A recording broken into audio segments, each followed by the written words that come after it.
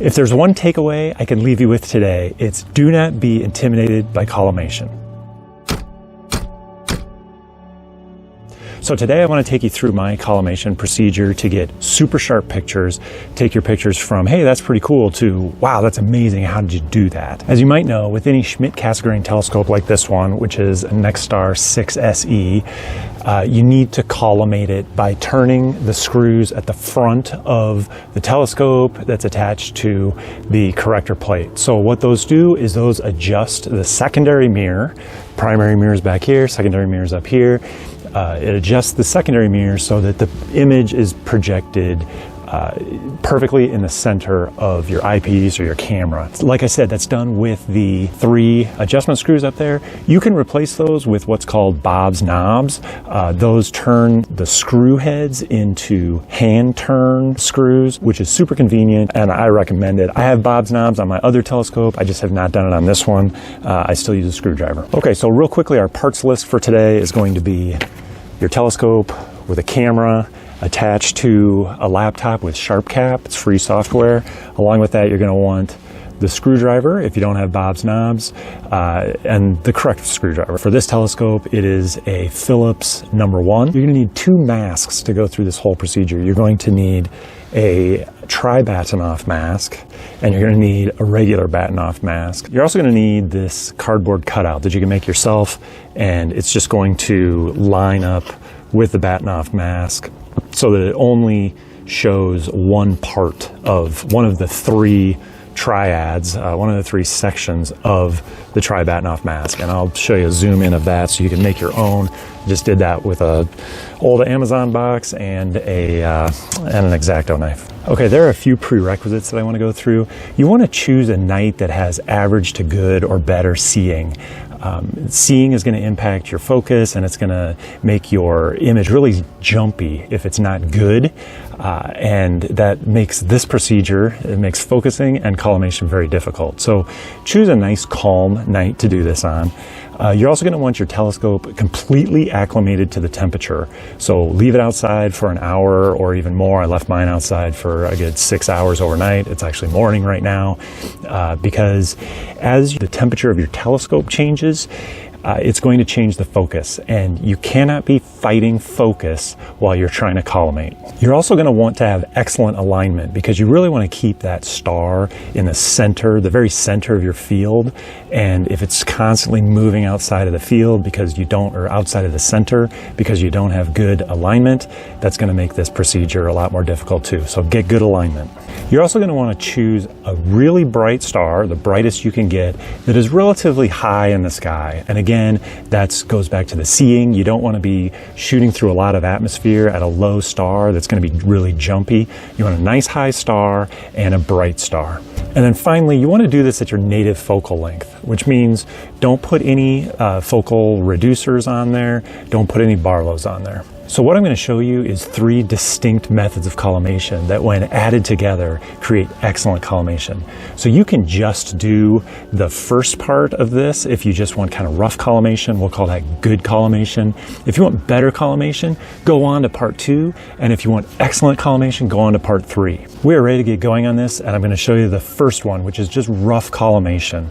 And it's the one you're probably the most familiar with, and that is the defocused star method. So we're looking at Procyon right now, and what I did, because my scope was perfectly collimated, a couple days ago, I just messed with the screws. I think I turned them on the order of like half a turn one way, quarter of a turn another way on another screw. And I did it a few days ago so I would kind of forget which screws and how much I turned them. And I turned them back and forth a little bit because I want to kind of scramble up this Rubik's Cube of collimation, so I didn't just, turn the screws and go right back into where I needed to be. The defocused star method is just simply go to a star and unfocus it, and you might have to turn your gain up to be able to see it. I've already turned my gain up quite a bit because as you defocus the star, it's going to get dimmer and dimmer.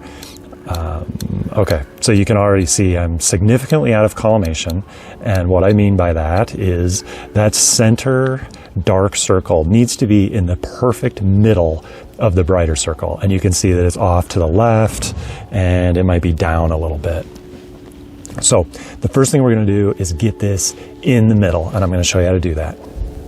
So for this part of it, we just need to figure out which screws are associated with that lower left side. So the way to do that is you can either put your screwdriver in front of the telescope and you can kind of get a directional that way.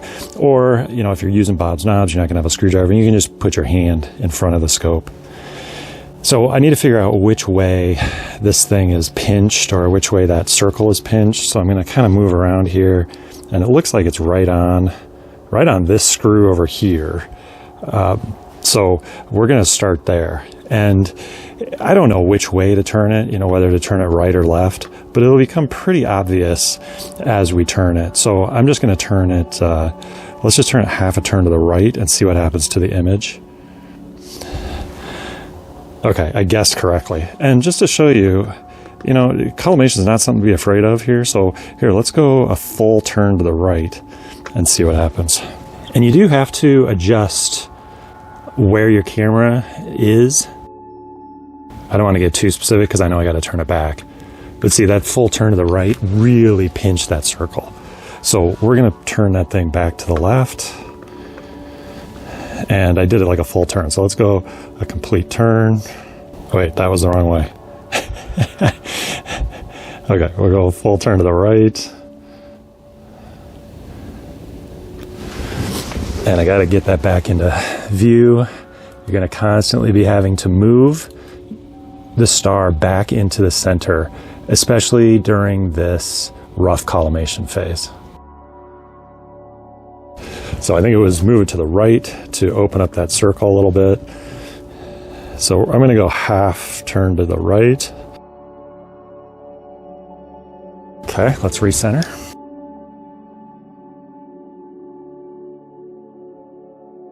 This is actually looking pretty good right now, so I'm just going to leave it here for rough collimation. Now I know that can't be perfect because I know I messed with at least 2 of the screws and I just adjusted 1. So this is where the next steps are going to be critical. Okay, so it looks like we've got pretty decent defocused star collimation. Now we're going to move on to step 2. You can stop here if you think that this is good enough and you're not a perfectionist like I am. This is pretty good collimation, but let's get to those sharp pictures. So the next step is going to be the Tri-Bahtinov mask. But what is critical before you put on your Tri-Bahtinov mask is to use your regular Bahtinov mask to get perfect focus, because otherwise you're going to be focusing with your Tri-Bahtinov mask. So we're going to do perfect focus with the Bahtinov mask first. So we're going to put this Bahtinov mask on, and I like to, and I recommend that you line up these lines with one of the screws. So I've chosen this screw just because it's convenient, but you could swivel it 120 degrees either way too. So line it up with one of the screws. I'll also say that if you've got a dew heater ring on here from Celestron, it makes this procedure very difficult because these things don't sit nicely. I ended up just removing my dew heater ring because it's really easy to put on and take off. And so I'll just put it on when I absolutely need it. And other than that, I'll just use a dew shield. But it makes this procedure very difficult with the dew ring. Okay, you can see that Bahtinov pattern on there, and we're going to use SharpCap's Bahtinov focus tool to get perfect focus.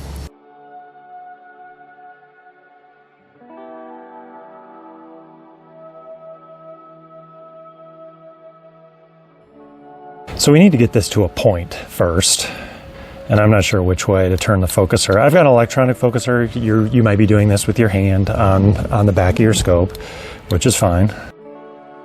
So we're going to turn this down. We're going to try to get this to a point.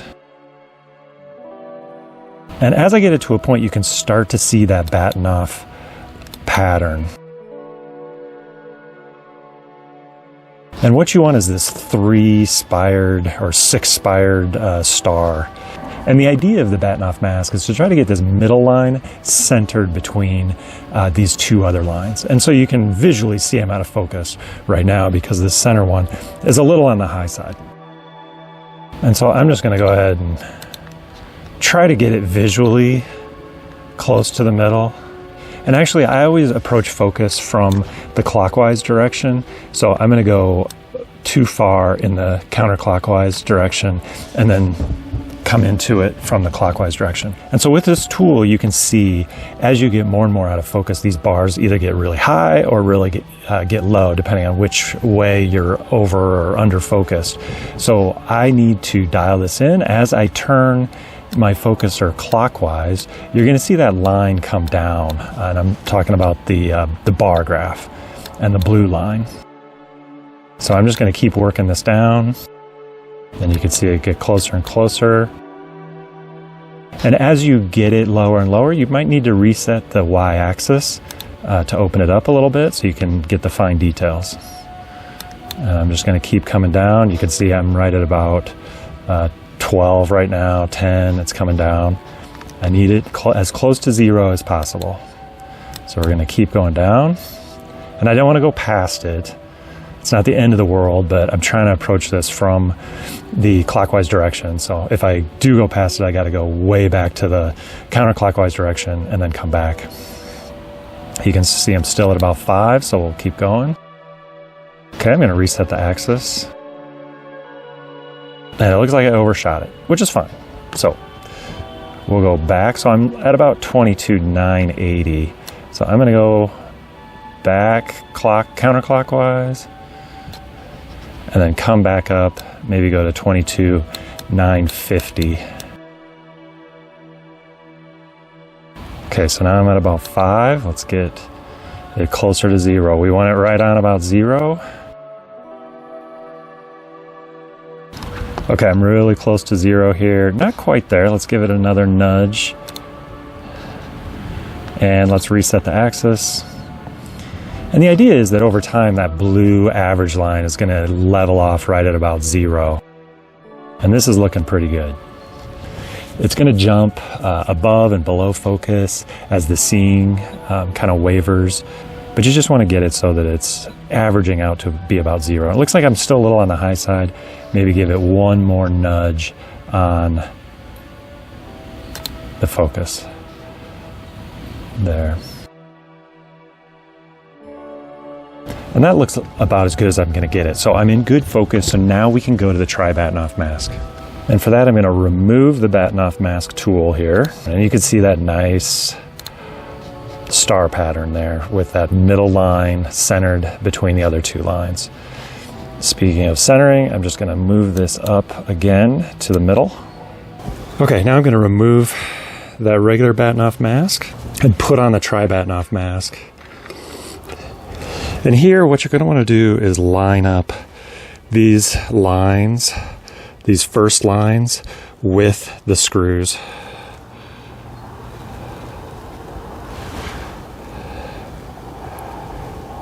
And now let's look at our pattern on our computer. And for this, I will need to turn up the exposure and the gain a bit because this is a dimmer pattern. I find it to be more dim with the smaller telescope, the 6SE. It doesn't end up being so dim with my 9.25. All right, so I've made it super bright so you can see it. And now the idea is to get all 3 of the patterns. So you can see there's one kind of vertical one off to the right here, and one more horizontal one. And surprisingly, I got the collimation pretty good with that initial defocused star method. But you can see here, each one of these needs to be in the very center, the very middle of the 2 other lines. And this one does appear to be lower. So we're going to fix this one. And this is where the cardboard comes into play. What I want to do is isolate that horizontal pattern. So the way I'm going to do that is I'm going to move this around to the different locations until that horizontal pattern is the only one that's showing. So I'm just going to make a guess and do this way. Oh my gosh, I got it right. So on the screen you can see there's a horizontal pattern there, and that middle line is a little on the low side. So we're going to adjust it.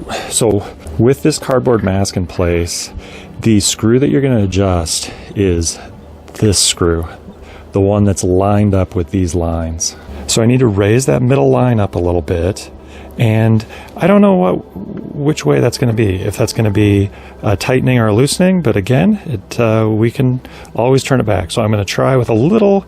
Here we're going to be talking about maybe 1/8 of a turn to 1/4 turn. So I'm going to just go maybe 1/8 of a turn to the right and see what happens. That made it lower, and we want to go higher, so I'm going to turn it back 1/8 of a turn and maybe a little bit more. Now I'm on the high side, so we're going to go maybe a 1/16 inch to the right.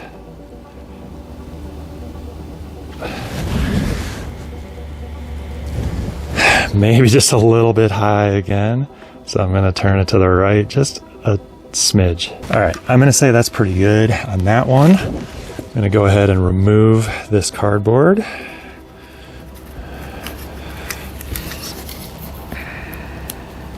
I'm also going to center this again. I just want to make sure I'm right in the middle. Okay, that's close enough to the middle. Might still be a little on the low side on that one. This one looks like it's kind of bouncing more to the left. This one's maybe a little to the right. So I'm going to just go ahead and adjust each one of these so that I visually see that they're about right. So I did this way before. Now I'm going to do this one. I don't even know which spire that is, but I think I want to adjust all of them.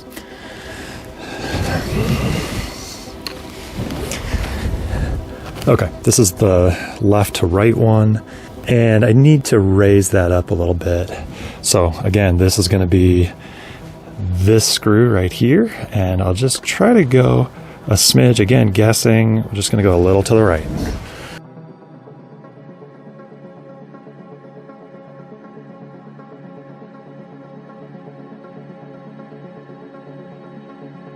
I'd say that's pretty good on that one. And then the one that we did not do yet, I think, was this one.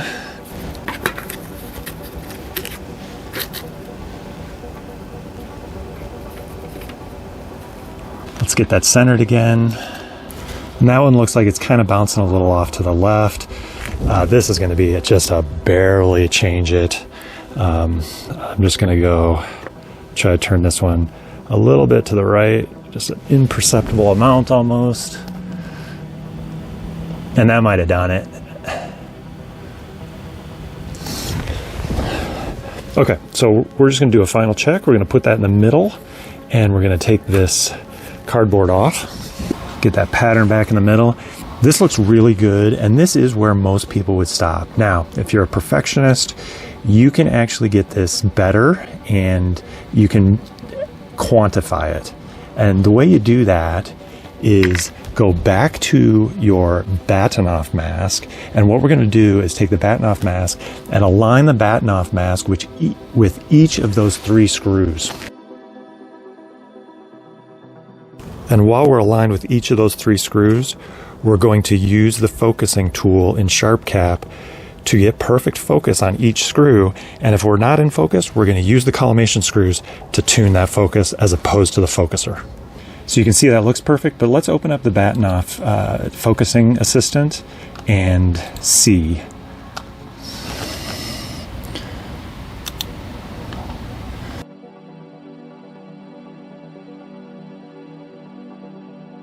Okay, I've let this one adjust a little bit, and I might be a little high side there focused. I'm not sure that I can turn it a small enough amount to bring it down, but I'm going to try. I'm going to do just like the smallest amount of turn I can do to the right. And again, I don't know which way is correct, right or left. But I do know that when it's lined up this way, it's this screw. So I'm going to just turn it a tiny bit to the right. Oh my gosh.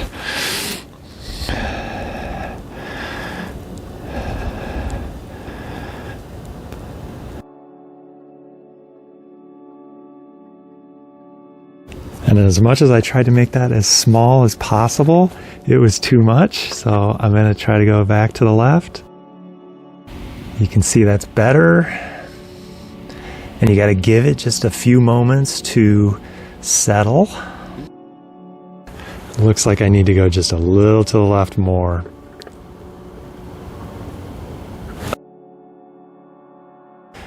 go a little bit more to the left. I knew that felt like it was too much. Okay, I'm going to go back to the right. Okay, I moved it back to the left. Maybe, man, like a 64th of a turn, 100th of a turn. Should I go one more? All right, I'm going to say I got that one right on. You can see it's kind of bouncing between -1 and 1. That's really good. So I'm going to move this to the next screw.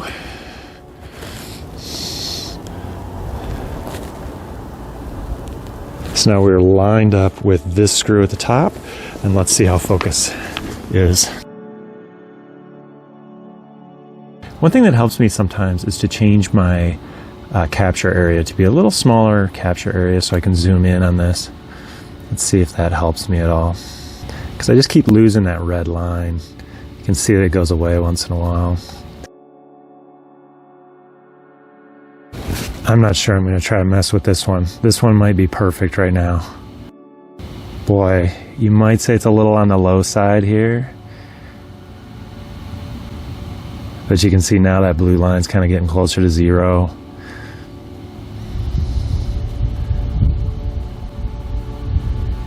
I'm going to say this is good. Yeah, that blue line's kind of jumping above and below the 0 mark. I don't think I can turn that screw any better. Okay, let's go to the third one. And that was this guy over here.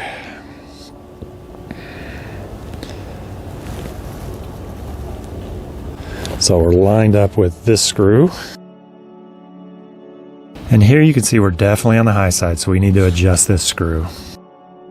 So the lines are going this way, so it's going to be this screw. And again, I don't know which way to go, but I'm just going to try a little tiny turn to the right. Let's see what that did. Better or worse? It looks like it got worse. So we're going to go back to the left. And looks like we need a little bit more to the left. A little bit more to the left.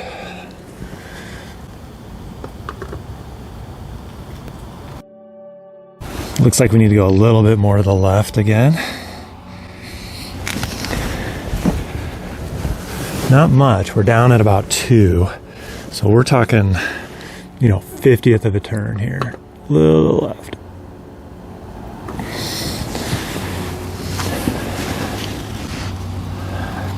Did I go too much? I did. I went too much, so we're going to go a little bit back to the right.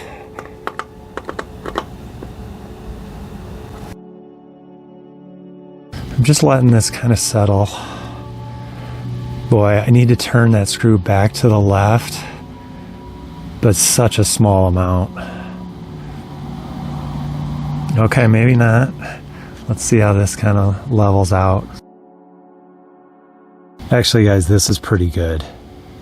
This is really good. It's bouncing around 0, a little on the high side, a little on the low side. I'm not going to be able to turn that screw a small enough amount to adjust for an error here if there is one.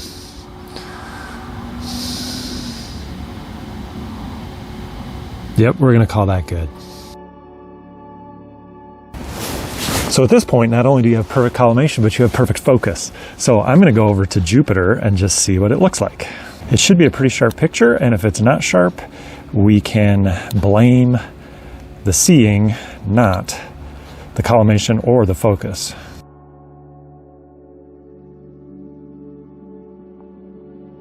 Oh my gosh, guys, this is beautiful.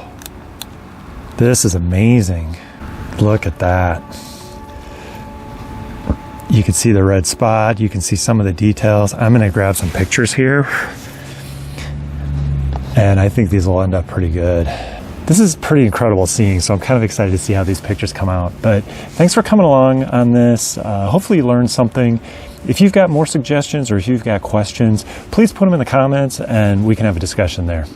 Thanks again, and we'll see you later.